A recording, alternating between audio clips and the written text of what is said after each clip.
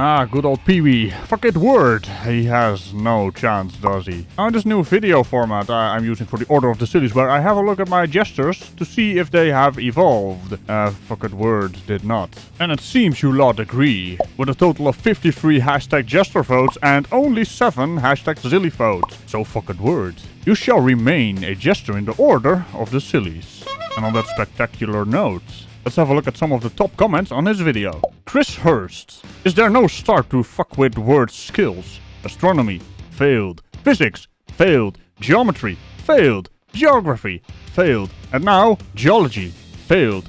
Keep it up, Nick. 100% record so far. But at least he's consistent. In comes Man Devil.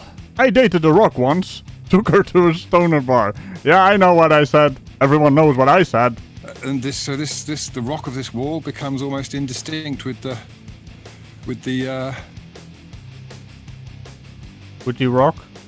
You know, the mud that surely turns to rock in a very short space of time. Except that's not how it works. Just saying things again, are we? We can actually date rocks. Tommy Thomas says, food for thought. He'll starve to death. He should have a point, but a hat covers it up. Oh, please don't mention cover-ups around fucking word. Arctic Haze. Starship. We built this city on rock and roll. Gigantor. No, it was actually a mod that came from Instant Rock. I don't know about you, fuck it word sounds like a really bad band name. Seems Jaybird Max noticed something at 13 minutes and 4 seconds. You said, I'll be right back.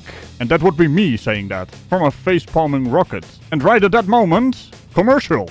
Perfect timing. Well, what can I say? Sometimes I place the commercials right at those points, but sometimes YouTube does it, so you know.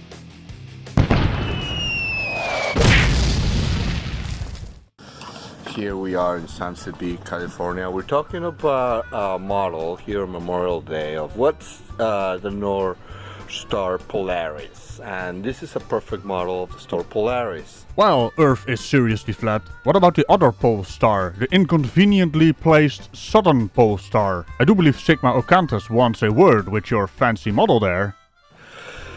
Just to let you know that all the stars that are on this firmament. You mean out in space? Also, for someone who calls himself Earth is seriously flat, did you notice all those perfectly flat mirrors on your fancy ball there? Your fancy disco ball even. I mean, the sheer irony, you do not understand that these flat mirrors are a perfect representation of flat planes on the sphere we live on. It's all a matter of scale, but hey, scale is beyond you guys. You have proven that time and time again. Are fakes. And they're all orbiting around the magnetic North Pole.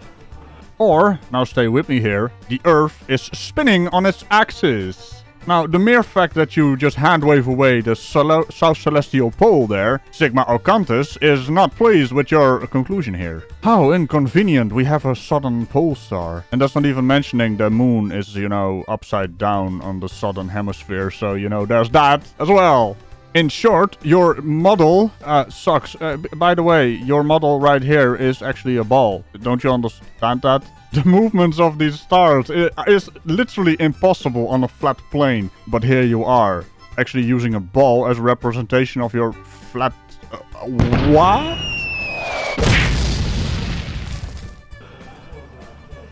Or it could be like a disco ball.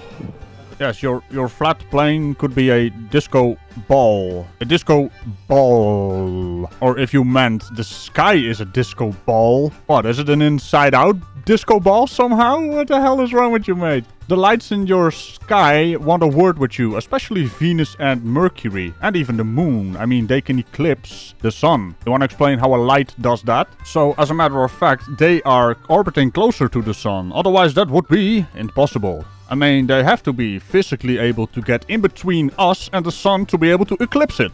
Not to mention the wandering stars, or the planets as we call them, have this odd thing called retrograde motion, which is rather impossible. Unless they are orbiting the sun with us. And in this case, a larger orbit.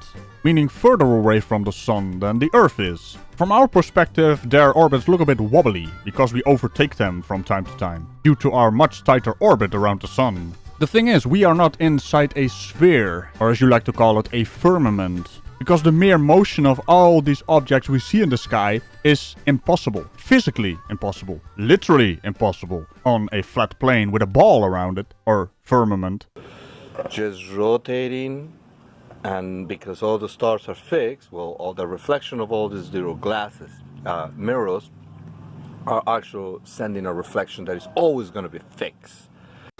And the way you're describing this is, wait for it, impossible. It's my new favorite word because the entire flat Earth model is impossible. You wanna know why? Because you guys still have no model. You say you have a model, but when we ask for a model, you do not present the model. Because it's impossible. I mean, let's take a step back here. You guys have been dipshittering all over the internet for years now, and you still have nothing other than the argument from nuh-uh. It's getting rather ridiculous. Well, it is rather ridiculous, isn't it? All this dedication to something you have absolutely zero evidence for. And using that zero evidence, you spit in the face of all the actual evidence we have for a globular Earth, going around the sun in an expanding universe. But hey, argumentum ad nuh-uh doesn't need arguments. So that's the nature of our world. We live under a dome firmament with the beautiful Polaris stationary star at the magnetic North Pole of our beautiful stationary flat Earth. Which brings me to another point. How come that people in Australia cannot see Polaris? People in the southern tip of Chile cannot see Polaris. And people who actually went to Antarctica cannot see Polaris. Seems to be a rather inconvenient truth there. But hey, argumentum ad nuh-uh. I mean, we all really know that, Australia's not real. I mean, how can they exist upside down after all? Imagine all the logistical problems of having to install seatbelts everywhere. Oh boy. And we live actually, in reality, scientifically speaking. Let me guess. You could be potentially one of those guys who puts on a lab coat and then says, hey, look at me, I'm a professor, I know stuff. Just because you use the word scientifically speaking and reality, all kinds of other fancy words which you think that actually support your narrative, that doesn't mean anything. I mean... This is an egg. And we all knew that was already an egg. We didn't need Sleeping Warrior to tell us that because he has a lab coat. It doesn't actually strengthen the argument. And before you say that was satirical, do you really think that Sleeping Warrior has the capacity of being satirical? I mean, for all the silliness about Kent Hovind. Dr. Kent, the science gent, lab coat and everything, yeah. He knows what satirical means. And I guess... I'm not prepared for that. Indeed. Our beautiful stationary flat Earth under the dome is an impossible. A dance floor. Well, I would say there's blood on the dance floor, but you know, the flat Earth is already dead, and dead things don't bleed. With the disco ball in the center. Wow, wait a minute, that's even more stupid than I thought you were going on about. I thought you were going on about an inside-out disco ball surrounding the planet, but you actually think that the North Pole has a disco ball that is projecting something onto the firmament? So... how come we can't see the disco ball then? What the hell is this even? What the hell am I even watching? Also, I do think I noticed another thing in your videos that is impossible. You do not wear a shirt or a lab coat. I wonder where all that heat is coming from for you to, in the area that you are, refuse to wear a shirt because it is rather warm. Could it be the sun? So go celebrate with everybody. Bring him over to the beach. Here's Sunset Beach. Nobody's wearing that mark of the beast, that stupid mask that makes you look like a beast. Well, to be fair, you're also not wearing a shirt. Is that also a mark of the beast? You know, putting on some goddamn clothes? Oh, for fuck's sake, you're a covidiot also, aren't you? Oh my.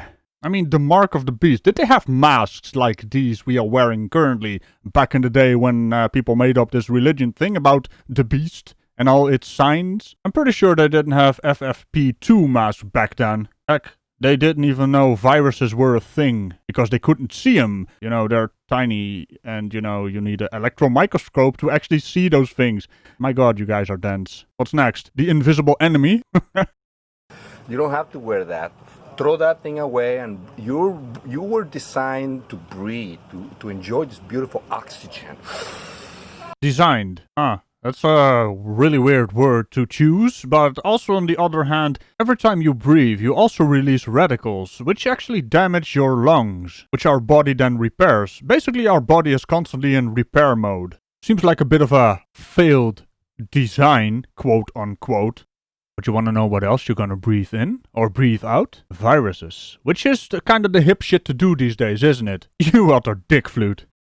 And to have your heart take that oxygen first and deliver it all over your beautiful body.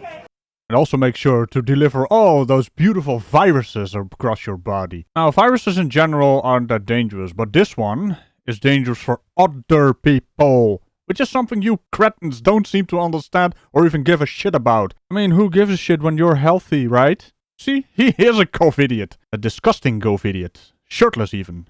The temple of your spirit. You be good to yourself and enjoy this beautiful Memorial Day. I love you, brothers and sisters. You take care. Bye-bye. Yeah, well that's a lovely smile, isn't it? A deceptive smile. I mean, I have seen your moronic ass drive around town with this mask. You know, edgelords were destroyed back in the early 2000s. How the hell did you survive the meme wars? But hey, let me help you out for a bit.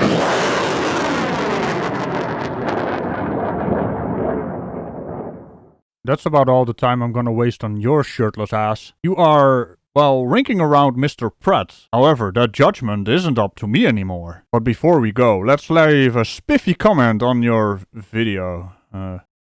So, here we are on this video watch page. Earth is a dance floor with a disco ball at the center. You'll notice its category is education. Struminati, glove, I don't know what it means. And Pearson, namasta, is that how you write it? I'm pretty sure there's not supposed to be flowers in there. Karim Moop, hello brother. Alright, here we go. Well, I don't know what your obsession is with the past, but it would seem disco is as out of date as you are. I mean, what possesses you to talk about a ball that has all kinds of tiny flat mirrors on it and use it as some kind of evidence for the flat earth, while still being shaped like a ball? Heck, even I concluded you were going on about how the earth has a firmament, which is basically the inverted disco ball. But no, you managed to take the derp even beyond that. Stepping into the disco ball at the North Pole that somehow ends up projecting stars onto your firmament as you are projecting scientific illiteracy onto others. Now, aside from that already superb bit of dipshittery, you stepped into the lands of covidiotism as well? I'd say well done, but that is mostly the place you lot end up anyways. Flurf's gonna flurf, and a flurf such as yourself just loves to absorb conspiracies left and right. I mean, it's almost like osmosis at this point, isn't it? Anyway, you are up for judgment, and I have this feeling you shall indeed step into my silly dungeon of the Order of the Sillies, probably ending up making woo candles with Mr. Pratt. Have a good one, and beware the man.